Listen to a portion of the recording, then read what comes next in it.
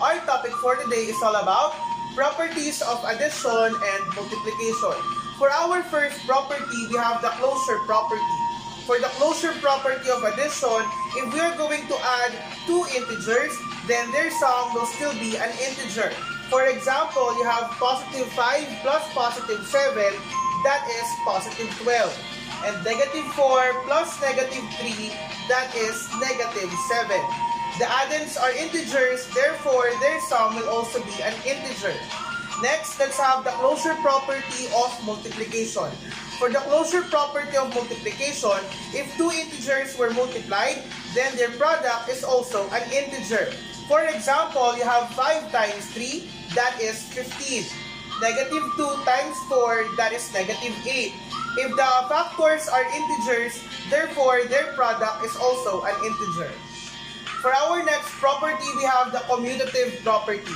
Now, for the commutative property of addition, changing the position of your addends will not affect their answer. For example, you have 3 plus 4, that will be equal to 7. That is the same if you have 4 plus 3. The answer will still be 7.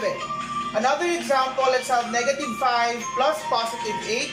That will be equal to positive 3. And positive 8 plus negative 5 is still equal to positive 3. The same thing goes with the commutative property of multiplication. All we need to do is to change the position of the factors and then the answers will not be affected. So for example, let's have 2 times 8, that is equal to 16. That is still the same with 8 times 2, which is still equal to 16. Another one, let's have negative 1 times 9, that is negative 9. That is the same with 9 times negative 1, which is also equal to negative 9. Next, we have the associative property of addition. For the associative property of addition, changing the groupings of the addends will not affect their sum. For example, we have here the quantity of 1 plus 4 plus 5. First, you're going to solve what is inside the parentheses. 1 plus 4, that is 5, plus 5, that will be equal to 10. Now, if you're going to change their groupings, in this case, we have 1 plus the quantity of 4 plus 5, we have 1 plus 9. That will be 4 plus 5, and then 1 plus 9 is 10. Changing their groupings will not affect their sum. Next, let's have the quantity of negative 2 plus 5 plus 3. Negative 2 plus 5, that is positive 3, plus 3, that will be equal to 6. Next, we have negative 2 plus the quantity of 5 plus 3. 5 plus 3, that will be equal to 8. Negative 2 plus 8 is equal to positive 6. The same thing goes with the associative property of multiplication. In this case, changing the groupings of the factors will not affect its product. For example, we have the quantity of 4 times 2 times 5.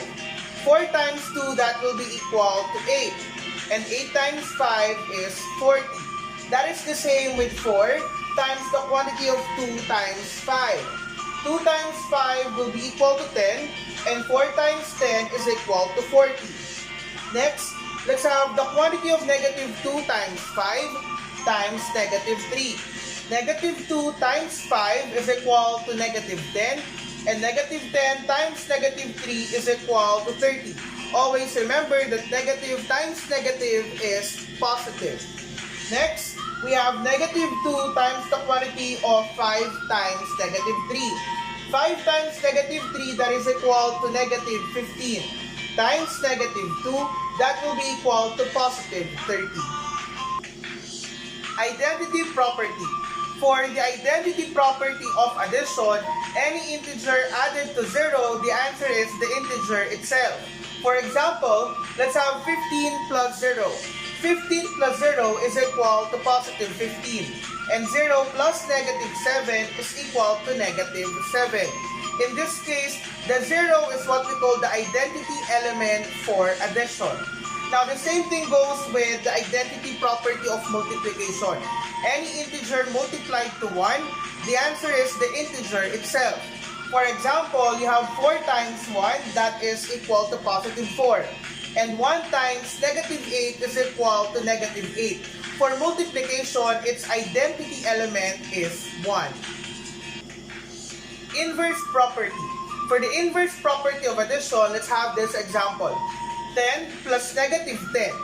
Negative 10 is the additive inverse of positive 10, since it is the opposite of positive 10. Now, if you're going to add 10 plus negative 10, you will come up with 0.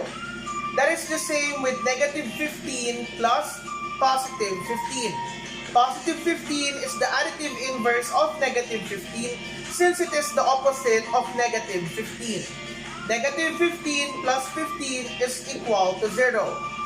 Next, for the inverse property of multiplication, let's have 4 times 1/4. 1/4 is the multiplicative inverse of positive 4.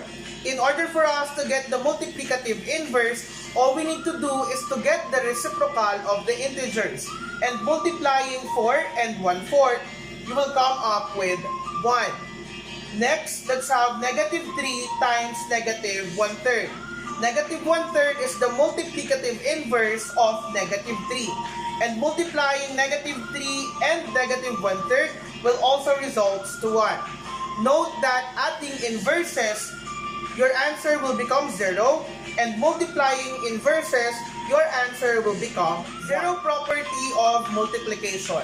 In this property, any integer multiplied by 0, the answer is 0. For example, you have 10 times 0, that is 0. And 0 times negative 11 is still 0. Distributive property of multiplication over addition. For example, let's have 4 times the quantity of 1 plus 2. Now, if we add what is inside the parentheses, which is 1 plus 2, that will be equal to 3. And 4 times 3 is equal to 12. That is the same thing if you multiply the factor to every addends. Now, in that case, you have 4 times 1 plus 4 times 2. 4 times 1 is equal to 4. 4 times 2 is equal to 8. 4 plus 8 is equal to 12. Next, let's have negative 3 times the quantity of negative 5 plus 6. In this case, following the GEMDAS rule, we will be adding first negative 5 and 6, and that will be equal to positive 1. Negative 3 times 1, that is equal to negative 3. That is the same thing if we distribute negative 3 to negative 5 and positive 6. Negative 3 times negative 5 is equal to positive 15. Negative 3 times 6 is equal to negative 18. And 15 plus negative 18 is equal to negative 3.